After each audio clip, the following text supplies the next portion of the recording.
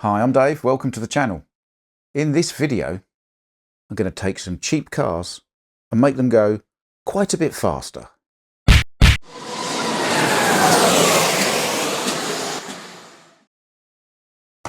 So here we are. Here is the cheap car. You will have seen this several times on this channel. I am really getting me money's worth out of these cheap cars in making videos for you guys. But hopefully they're all interesting. So we're going to make this car considerably quicker. We'll need a few things for that. Needless to say, the first of which is a cup of coffee. Cheers. So these cars are, well, they're cheap. And they're pretty good as they are. But I fancied seeing what I could do to make one a bit quicker. And there are a few obvious things that we can do. The first of which, of course, is two sets of Staff Slots alloy wheels, which, as we have seen in previous videos, because they're properly round and properly nice, make cars go a lot quicker, all of their own accord, simply because there's no vibrations from the wheels. Speeds everything up. And these are, of course, I mean, they're all right, but they're plastic wheels. The tyres are fairly good on these. I'm just going to leave the tyres as they are for the time being. This motor, however, is a very, I think they're about 12,000 RPM motor, something like that. So, for the princely sum of £8.50 from Innerslot, I got a Pioneer 21k Typhoon motor with a plain shaft. And in order to attach that to the wheels, we're going to need some gears. So I've gone for the same ratio as came in the car, but these ones in here are plastic and noisy with the new motor. So that's a inline Z27 crown gear. And I've got some inline Z9 pinion gears. And of course, if I'm going to do a gold one with blue wheels, I might as well do a blue one with some gold wheels to race it against. And of course, another motor and some more gears. So we're going to do two the same, and we'll go from there. I'll just do one and show you, and then I'll do the other one, and then we'll run them both.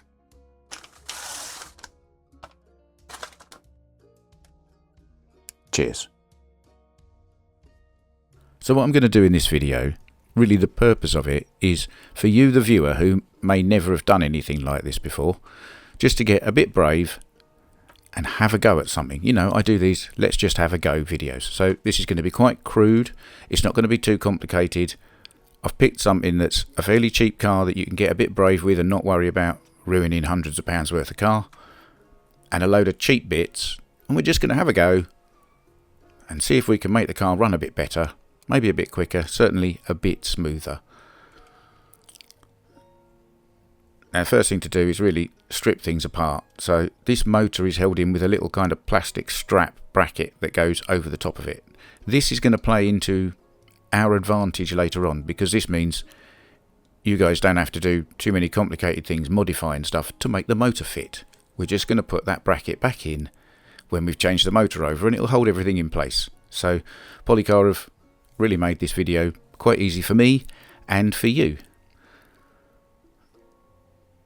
Unplug the motor from the little circuit board that also controls the lights, and there we are. That's the motor out and out the way. We will need a bit of that later, just the wires, but so I'll keep it to hand. Pop the tyres off, because we're going to keep those as well. And pop the front axle out.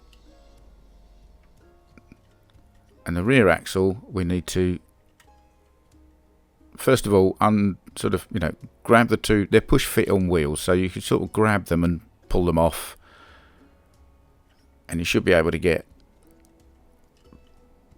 both wheels off holding the pinion, and then fiddle about, and the axle with the crown gear on it, sorry, not pinion, should pop out okay. And there's a couple of bearings, so we'll pop those out so we don't lose them, because they should snug fit in, but sometimes they fall out of their own accord.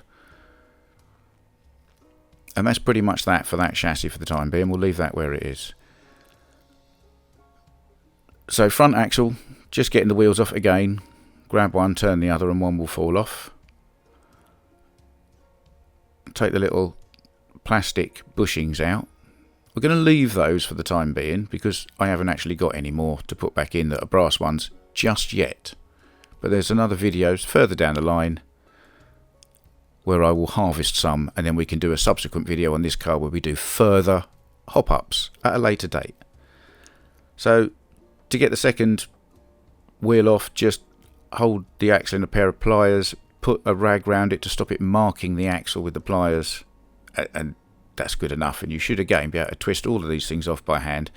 Same with the crown gear on the rear axle.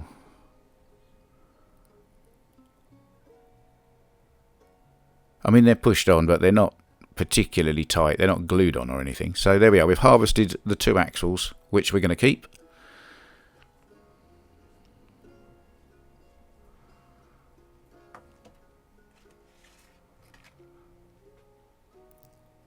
If you wanted to replace the axles with, I don't know, some slotting plus ones or something, I'll just measure them up for you so you can see. And they are 48 millimeters.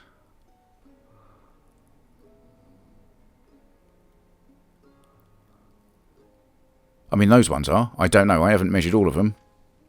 On all of the cars I've got, they might be inconsistent, but 48, 50 will probably do you. Yeah, those are the little plastic bushings to go in the front. I'm just going to put the new wheels on the front axle, put them back through those bushings, and pop them back into the front of the chassis for the time being. I'm not going to glue them in because at a later date we'll upgrade them. And those are the rear bushings, which are a kind of nice, I don't know, brass, are they? Probably. And they do fit pretty well in there. These old wheels, well, they're round, they're plastic, they've got flashing marks on them. They're probably not super duper round. Yeah, they might do for something in the future, I don't know. And this plastic crown gear is probably not worth keeping, I wouldn't say. I can't see a point where you'd want to upgrade to that from anything. I just checked the tyres around the inside to make sure they haven't got any flashing marks on them, because I'm going to put them on some nice round wheels, so I don't want anything inside being a lump that would make the tyre go out around.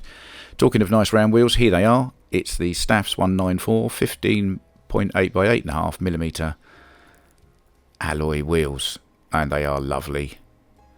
And you need a 0.9 millimeter hex to get the Allen screws in, and well, no Allen screws, are they? They're grub screws. Come on, Dave, they're grub screws. So I'm just going to put one wheel on one end of this axle.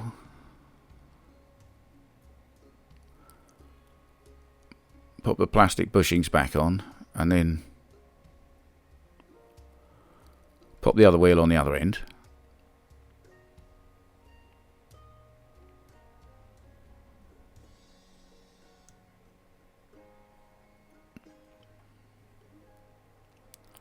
Pop a couple of tyres on, just to check they're alright. Yeah, they seem to fit okay. So that's the front axle sorted out-ish. Now I'm going to put it on the tyre truer and just give these tyres a little bit of a true, a little bit of a sand on the Swift Slots Swift 16 tyre truer, which you can get from www.swift16.co.uk. Little bit of soapy water on the tyres, and I'll give them a bit of a sand. I just want to make them round and the same.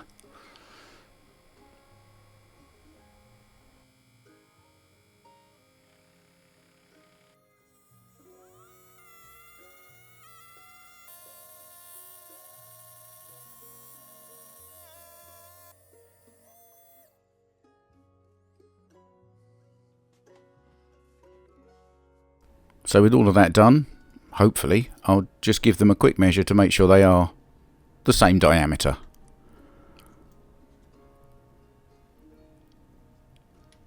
.86 and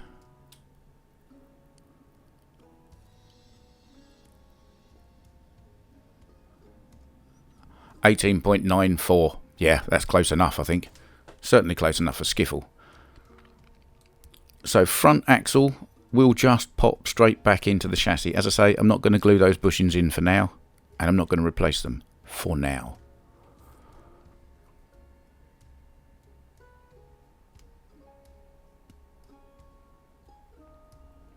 There's a bit of slop in there. It is moving about. It's going to make the car rattle a bit. It's not going to run quite as smooth as it could, but there's always another day. Just check they spin freely. If you get the wheels too close together, they'll rub against the bushings and then the axle won't spin properly. So you need to tweak them about a little bit just to get it just so. Now, disclaimer, right up front here, I'm going to put that crown gear on all of this the wrong way round. I've shown you this gear before. So the next bit of this video is going to be probably quite frustrating because you're going to be going, Dave, you've put that crown gear on the wrong way round. But let's just go with it. Mistakes happen. Here we go. Crown gear. Wrong way round.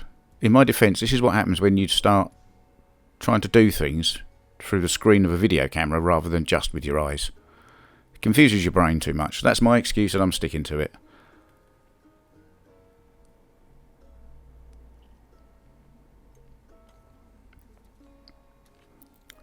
But nonetheless, that wrong way round crown gear, that axle, everything is spinning quite freely, so that's nice. So then we get to the motor. Now obviously, being a 21k motor, this has got quite a lot more go in it. By which I mean, for the same amount of volts, you get a lot more revs of motor.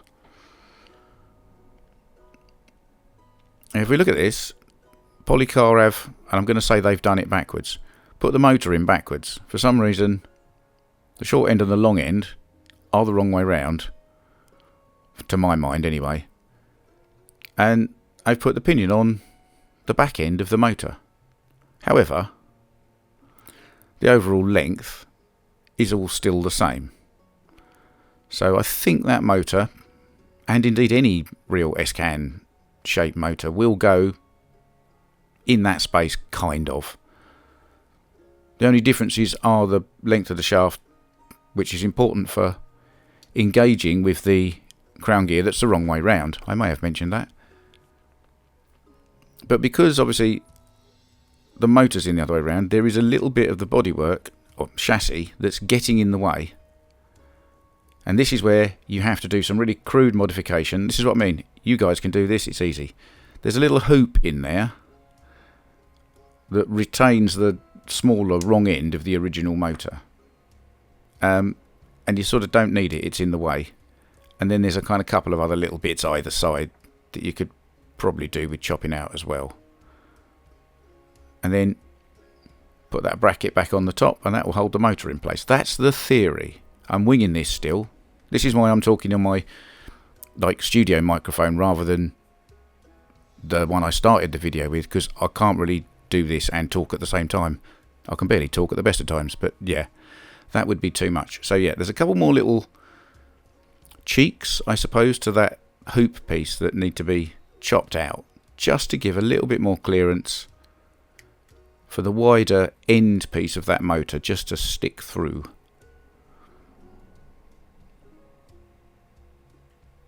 I'll show you some proper photographs of where we got to with this in just a moment. So that is now looking like it's going to fit in there. And it should engage with the crown gear, which is great. So here we are. Here's the close-up of the before. You see the hoop in the middle there. And there's the after where I've chopped it out and chopped it back at the sides slightly. Those are the three bits I chopped out with a pair of side cutters.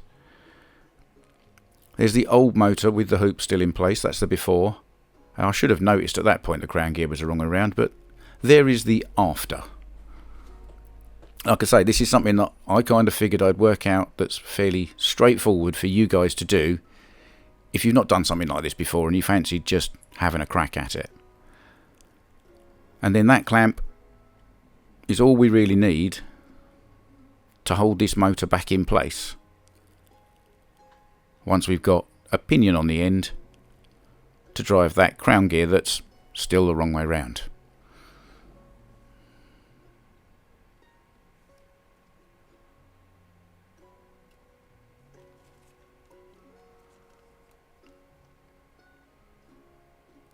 So here we are, 9-tooth pinion. And we just need to get that on the end of that motor shaft there.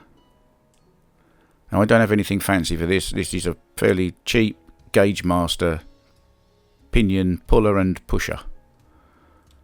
And some people are going to scream at the screen now because I'm going to do this what people will say is the wrong way round. But I like to get this, to start with, I like to push the pinion onto the motor.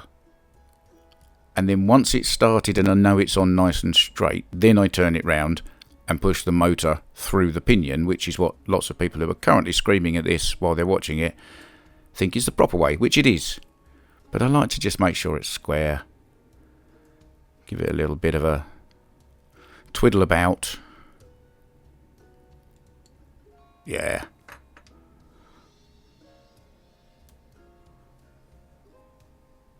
And so now it's on, and I know it's going through straight. I'll put it in the other way round and I'll push the motor through the pinion. I don't know, it's just me.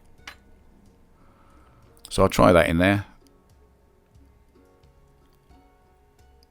It doesn't really look like the pinion's in. I just push it down a little bit further. A couple of goes at that usually.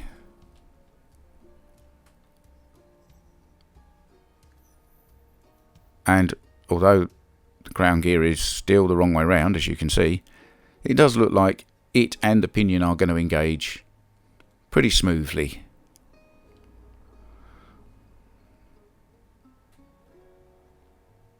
So, fairly happy with that.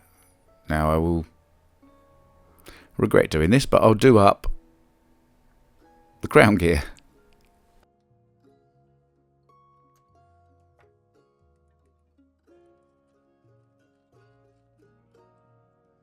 And then I'll put the bracket on the top of the motor, and that should just hold everything in place.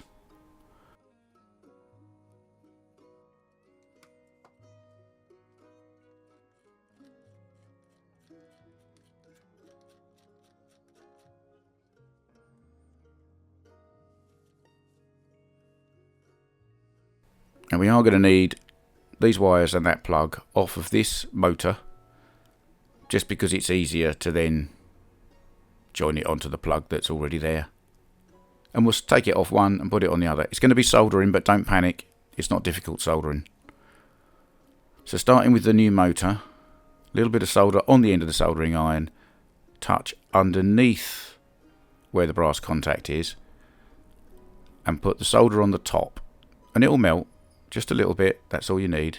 And then I've done it the other way around with this one, so solder underneath, iron on the top. But that's the point. Get the heat to go through it and you should get a nice little pool of solder just where you need it.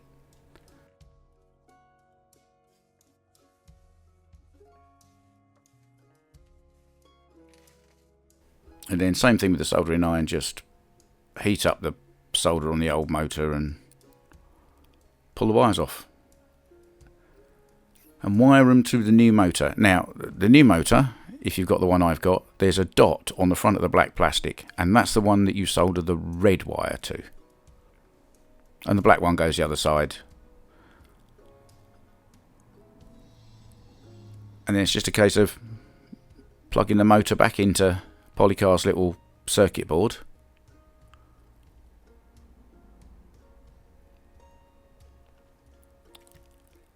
Checking the mesh and taking it for a try on the track. Now I'm going to be back.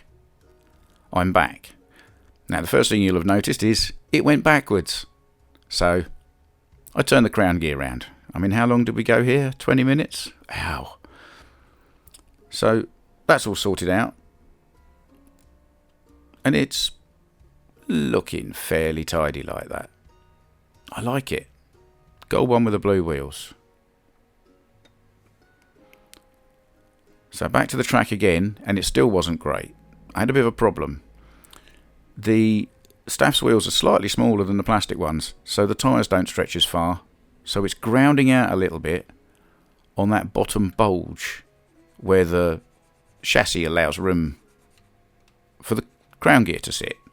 So I'm just going to file that off, and actually with a bit of Dremel I just took it out completely and made a slot, which is quite helpful because I can now get to the crown gear, and if I need to move it ever so slightly on the axle, I can do that without taking the whole car apart. So I think that's probably better in the end. And because the front tyres are also a little bit lower, it was clicking on the track in the slot with the guide, so I sanded that off a little bit. One other tip, don't screw the motor bracket down too hard, or you will make the underbelly of the chassis bulge a little bit. Just get it so it doesn't move, and off we go. So here we are, track time. Let's put the silver car on, which is a standard one, and I shall run a few laps with that. As you can see, this is one that I've track sanded the tyres and took the magnet out and put a little bit of weight in it once before in a video, and it's a little bit pedestrian, but it's quite nice to drive around the track. It's just one of those things where you think, it could drive a bit nicer, and if we had a little bit more power, that would be nice as well. So swap everything over, and off we go with the modified one. Now you can instantly see it's a bit more punchy, it's got a bit more top speed, and with those wheels on it, they've improved the handling and the grip to cope with the increased top speed. So that's the thing, if you're going to increase power, you need to improve handling to go with it. Whatever you're doing, whether it's a big car or a little car. You can't just do one, it won't be enough. So that's quite satisfactory as well. And if we look at the times, I did some more laps than these, but as you can see, the modified one is a whole second pretty much quicker than the standard one, just by changing the wheels and the motor and putting a new gear in it. And I think, to be honest, I've used the same gearing as it came with, but with that motor I should probably change the gearing up a bit and get more speed out of it. But undeniably this car now drives much better. And look at those wheels, Staff's wheels on these cars, that really works. And of course I really had to do the gold car with the blue wheels, really, because you're really waiting to see the other one, aren't you? There we are. I did also do all the same things to this one, and as we all know, proper Subarus are blue with gold wheels, and these Staff Slots wheels in the gold, again, I mean, they really pop. Things to do, I think I need some bigger tyres, because obviously there's a slight clearance issue underneath, and I could do with filling those arches a bit more. They look a little bit empty, so probably some bigger tyres in the next video. Gonna do a bit more to the front axle, put in some brass bushings, but this video will be a bit further down the line, and maybe we'll do a little bit more tweaking and tuning. You never know, might even put a bit of paint on them. So there we are, that is my just have a quick go at something crude that will make a cheap car a lot better fairly cheaply. I hope you have a go. I encourage you to have a go. Get a cheap car, chop about a bit.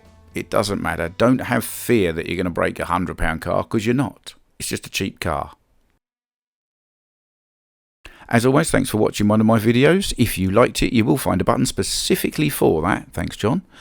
Please subscribe to the channel. It really does help. And if you hit the bell, you'll get a notification the next time I post a video. And as always, check out this slot car channel.